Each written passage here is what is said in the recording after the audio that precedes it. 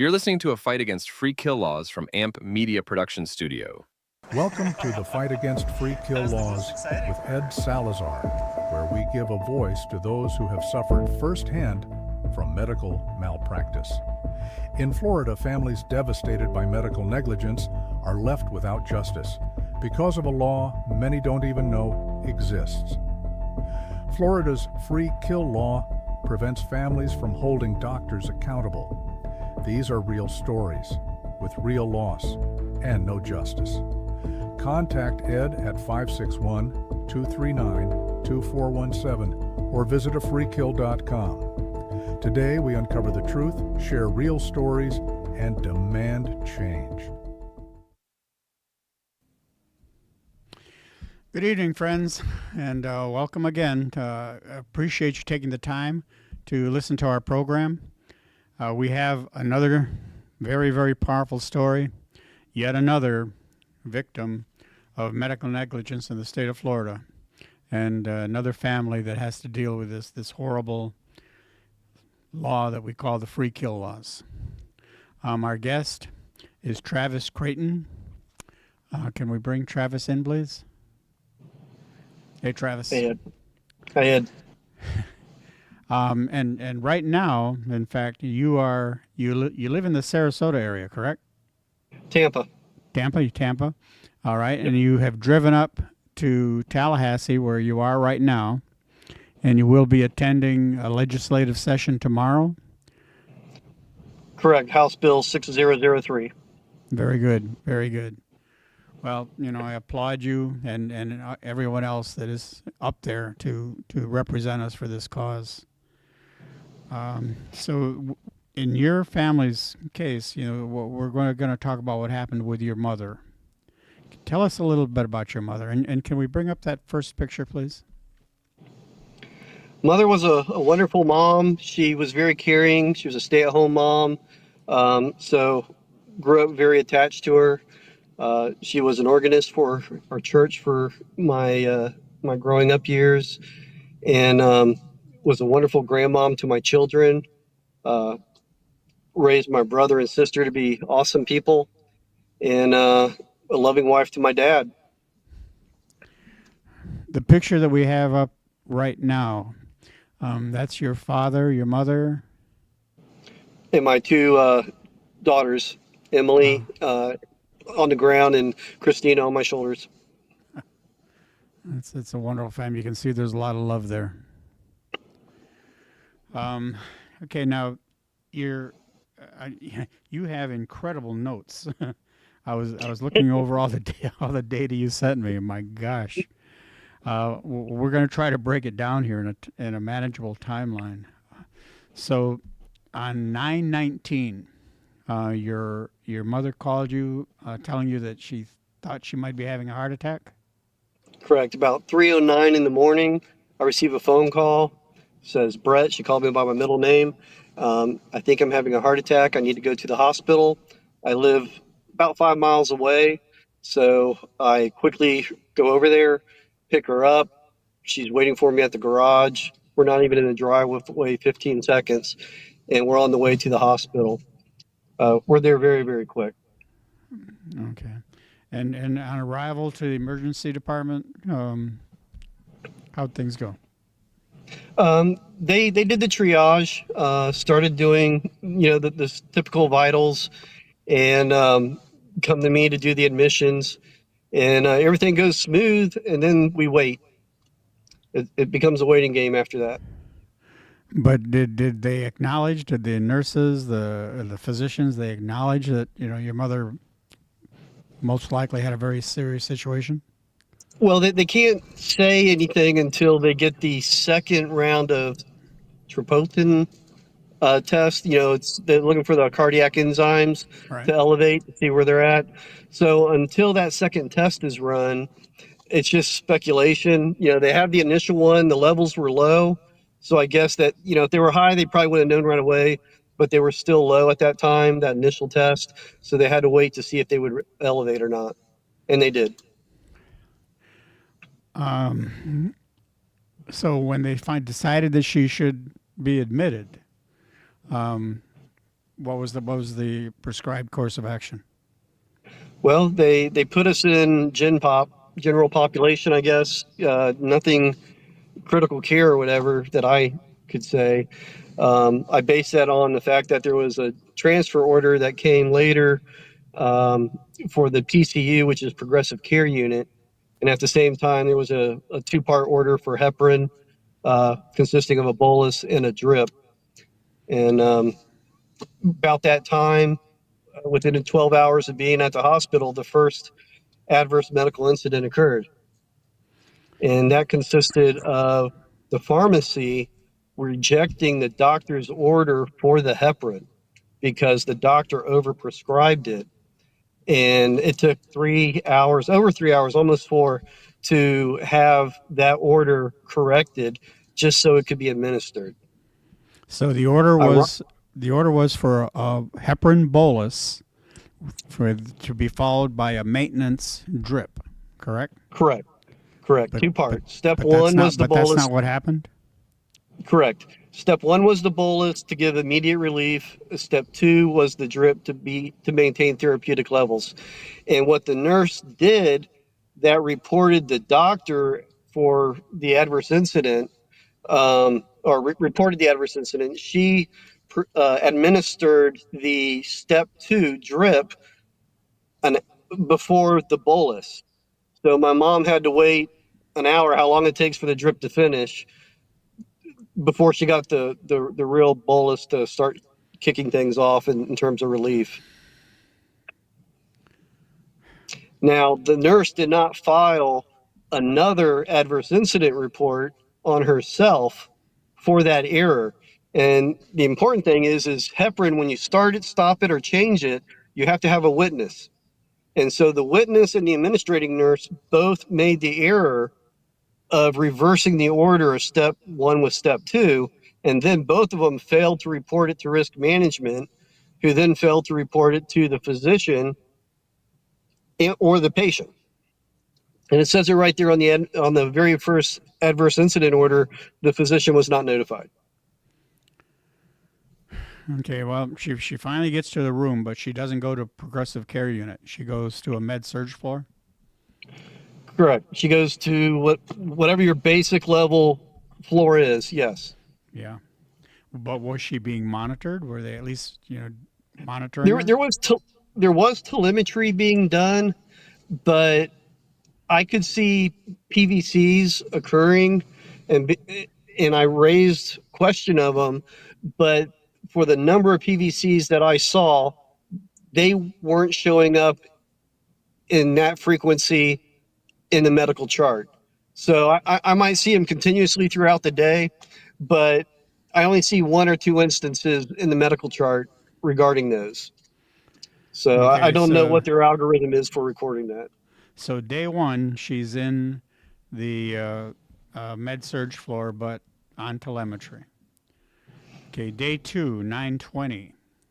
Have they gotten to doing any more diagnostic studies yet? They did send her to the cath lab, and that is where they determined that she had a 99% occlusion of the LAD, lower Left anterior descending. Yeah. Right. Left. Okay.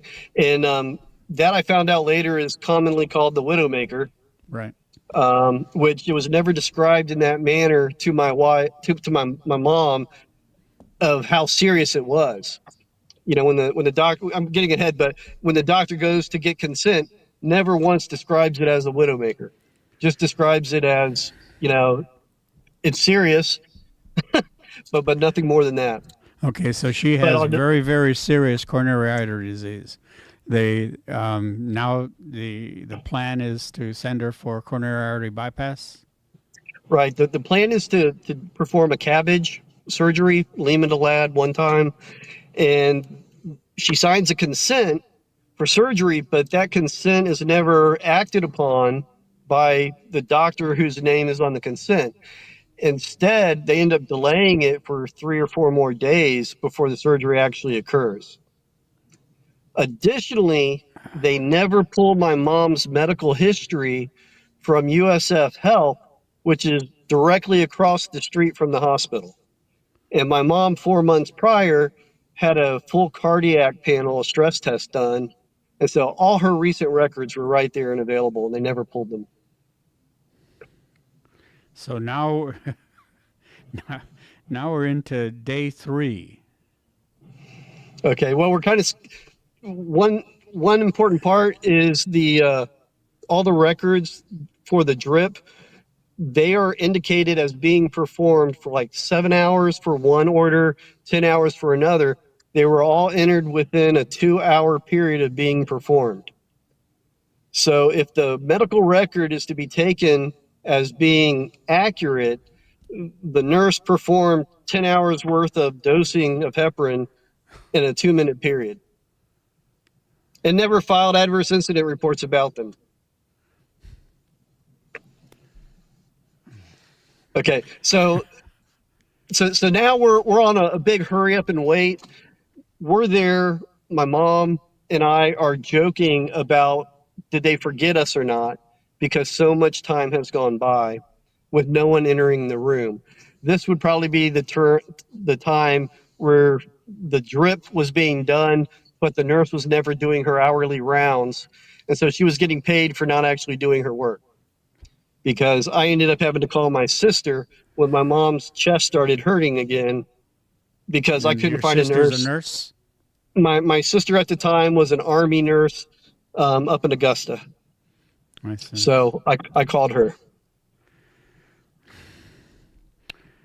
All right. So they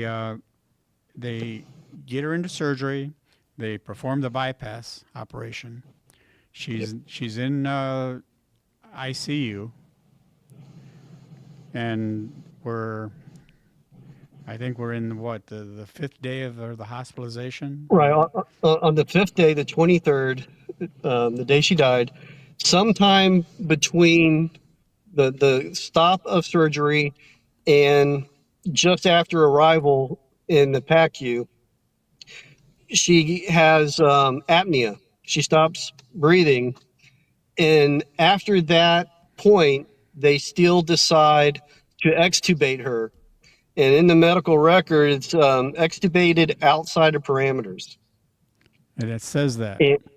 It says that. Well, they abbreviate parameters, PARM, but yes, extubated out of PARM. And I'm taking that to be parameters. And in the medical record, there's no entry for spontaneous breathing trial and spontaneous awakening trial, SBT and SAT. So those metrics don't exist prior to extubation. And those are standard procedures used to evaluate whether someone can be safely extubated from the ventilator. Correct. And if they fail those trials, you wait a certain amount of time, and you do the test again. Right. I actually filed an HHS OCR complaint, and that trickled down to ACA, and ACA did their investigation, and I got a blank protocol page on the extubation protocol, post-cardiac. And at the very bottom, I didn't send this to you, and I'm kicking myself now, it says, do not scan into chart. A clear violation of HIPAA.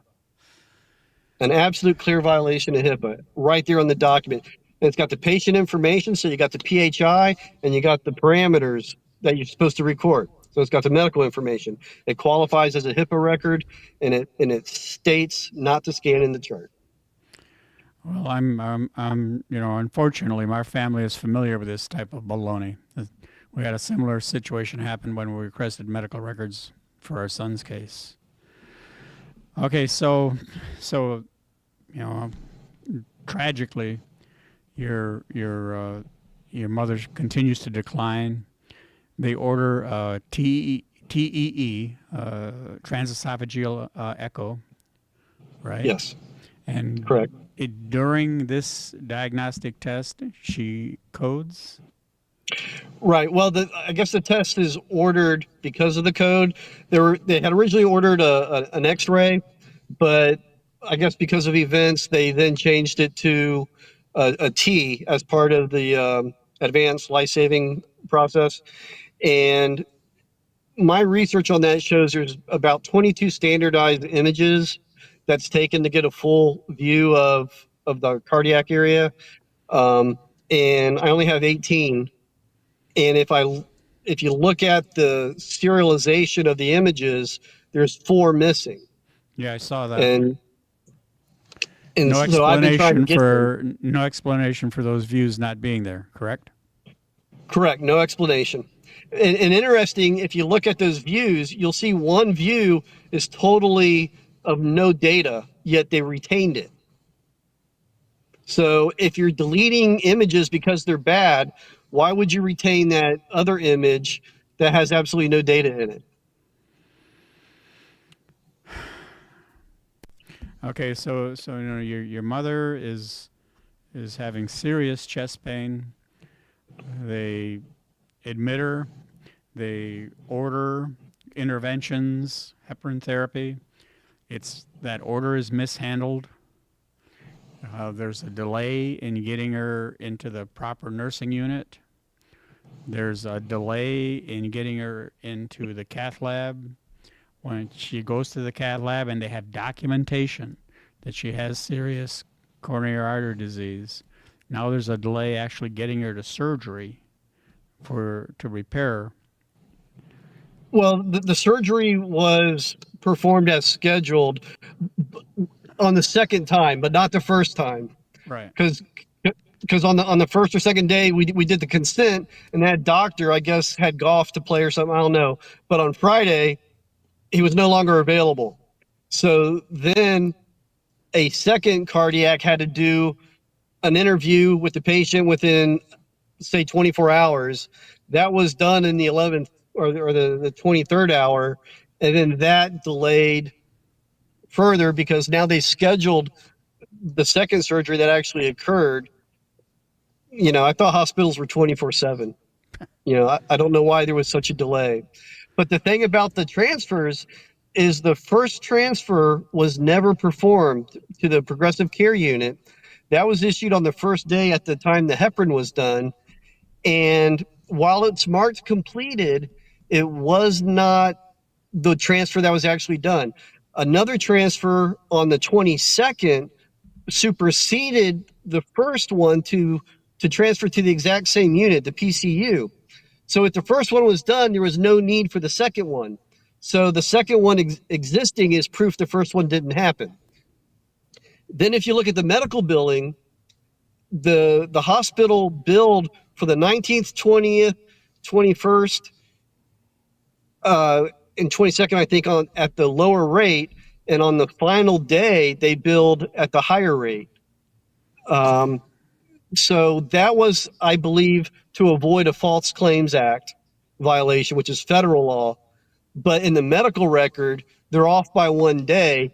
And I think all that was done to avoid having to report the adverse incidences to ACA, because a trigger for reporting to ACA is a requirement to transfer a patient to a higher unit of care. And the only way to resolve a failed transfer is to perform a transfer, which would naturally be a higher unit of care. So by them addressing the real transfer, the second one, crediting the first one, it looks to ACA or in the medical record like, no, we transferred right away. But it just doesn't make happen. sense. That did not happen. How many requests did you place for records? Many. I had to pull teeth to get records. Very early on, I exercised my right to request records. The hospital gave me some. They then gave me a letter on the 19th of October, I think it was, that I received all the records they had. Going through that record, I could see page 1 of 2, page 2 of 2. In some instances, page 3 of 3 was missing, but I had 1 and 2 of 3. So there were pages missing. The cabbage T was missing. The 4 images from the T during the code, that was missing. So I started asking for these specifically, I filed a HHS OCR complaint, and they had the regional compliance officer for the hospital chain attest to CMS that all the records were given. Well, come to find out, I filed another HIPAA request with a third-party processor. They received it, and they gave me new records on 12/18 of 2023 when my mom died on 9/23 of 2019. So those records I received outside of HIPAA. Those were the medical, what was it? The test reports. The diagnostic studies. Right. Those I received years later, and inside those, there's an entry for auto release, and the date for the auto release was 2 years and 2 days after my mom's death. So the 2 years to me means statute of limitations. The 2 days pushes it to Saturday. So you'd be unable to do anything because it's a Saturday with an attorney. Right. You'd have to wait till Monday. That's my interpretation of it. But why would you have an auto release date that prevents the release of records until this date unless a physician overrides the auto release date? That brings up a whole nother situation of the subpoenas that ACA and DOH filed when they were servicing my complaints. Did those subpoenas get all the records, or were they also excluded from receiving the records that I was excluded from receiving? Because if so, their investigations didn't have all the data. If they did receive those records and I did not, then it's willful withholding of the records. Mm-hmm. Violation of state and federal law, in my opinion. Now, I when I was looking through your notes, I thought that I saw that you had evidence that entries were made after the fact, that things weren't done in real time. That would be like the transfer, because if you look at the nurses that was servicing my mom when she initially was admitted, the same nurses were taking care of my mom after the transfer was completed. So nurses don't transfer to different units and stay with the patient. You would see a different nurse. Right. But after this transfer was marked completed, the same nurse is taking care of my mom. So how could that be? One of those two has got to be wrong. So you just can't do it. Travis, so you've got all sorts of evidence that there were serious inconsistencies and breaches of protocol. You have a clear case, and now you try to go to a lawyer, and what happens? You can't get past the triage questions. How old was your mom? Was she married? Were there any children under the age of 25? We're sorry, we can't help you. And then they give you a bar referral to find another attorney, but they won't tell you why. It took a long time for me to find an assistant of an attorney who would tell me why about the statute. And then I quickly received a letter, informing me that they weren't representing me. And I get that. Attorneys, they got to be careful about representation. So if they don't say anything, there's no worry of representation. But if they give you any kind of information about what's going on and why they can't help you, that could be seen as representation, I'm assuming, which is why I received the letter saying I wasn't being represented by them. And it's just horrible. So this was how long ago? 2019, September. No. I mean, when you were trying to get legal representation. Oh, day or so, week after my mom's death. Once I got the medical records and I had something to hand off, that's when I started looking. But it took, months for me to just figure out what was going on and discover the statute. I went all up and down the coast, went across to the other side of Florida, calling phone numbers and such. Yeah, it's the same over here. Trust me. Yeah. Okay, so now you've got no legal recourse. How did you find out about Florida Medical Rights Association? Well, once this one attorney assistant, paralegal, I'll say, pointed me to the statute, that's when it gave me something to search for. That's how I found Florida Medical Rights Association. And at the time, Melody McDonald was running it. She had started it. And I thank her profusely and continuously for that organization, because that gave me the information I needed to comprehend what was going on and allowed me to figure out a way to try to either correct the system or to fight the system. Well, you're fighting the fight, and I know you're in Tallahassee right now. Do you have any idea who else is going to be there with you? Not at this time. No, I'm sure there's going to be advocates here. I didn't advertise that I was coming up today, so no one really knows. And so there's nothing to respond to say, hey, I'll see you up there. But I'm sure there's going to be people here. And when is the introduction or the review of 6003? When is that going to happen? It's the House Judiciary Committee meeting, and I think it's at 1:30 tomorrow. Mm-hmm. That's when they're holding it. Well, Godspeed. God be with you. And just know that everyone over here has got your back, and we'll be waiting to hear. We'll be waiting to hear. I pray I have good news to report back to you. Well, I hope you do. I pray I have good news. Yep. Okay. Well, our profuse thanks to Travis Creighton for joining us. We ask all of you to continue to follow these podcasts. Please like, share, follow. The FloridaFreeKill.com is a place you can go if you want to help. If you'd like to help in this cause, please go to that website and you can see the instructions on what you can do to help. Any help is appreciated. And we thank all of you for your interest, and we thank all of you for helping to spread the word. Thank you for watching The Fight Against Free Kill Laws with Ed Salazar, where we interview those who have dealt firsthand with medical malpractice. Families are devastated by medical malpractice and left with no justice. This isn't just a loophole.